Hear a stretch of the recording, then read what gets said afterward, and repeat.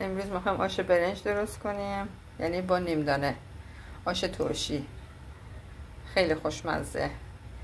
تازه مرحله اول که برنج گذاشتم بالا قشنگ لعاب بده، بعد سبزی رو میریزم، کدو میریزم، حبوبات میریزیم، آخرش هم که سیرداب میزنیم. خیلی خوشمزه میشه. فعلا نیم دانه رو گذاشتیم روی گاز تا قشنگ لعاب بده. اینم از سبزیای ما، سبزی آشی ما. گشنیز، یه دسته شوید گذاشتم با اسفناج.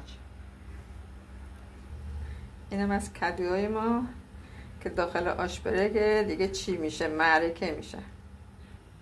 از حبوبات ما سبزیارم که ریز کردم، کدوهارم همچنان. بریم که سبزی رو بریزیم داخل آش.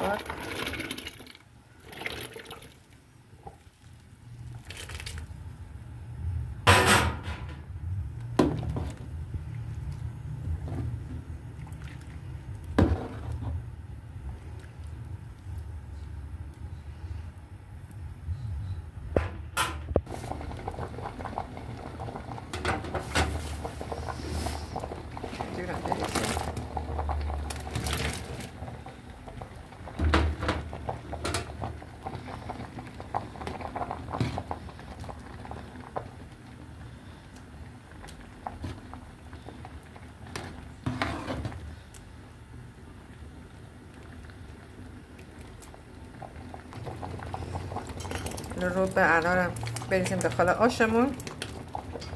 چاشنی هم میزنیم، یه خورده شکر میزنیم چاشنی.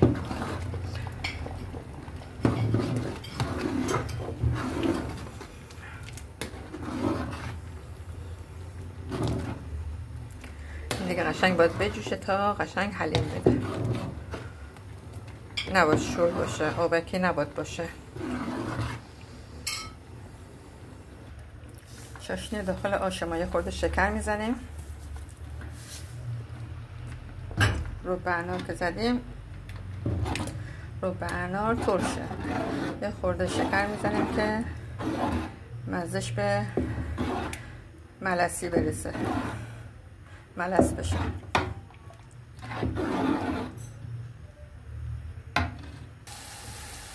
سیرداغ هم بزنیم.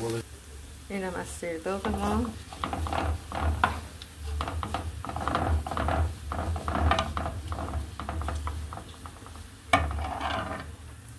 اینم از نعناداغ، زردچوبه، نمک.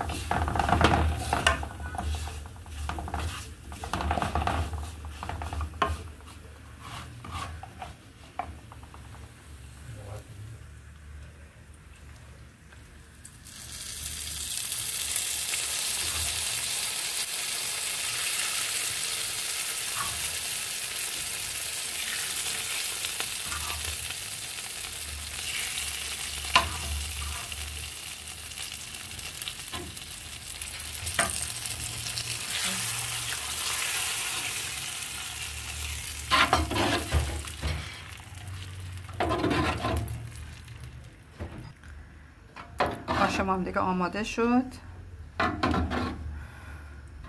دیگه جا افتاد. بعد یه خورده خنک بشه که تا قشنگ خودشو بگیره.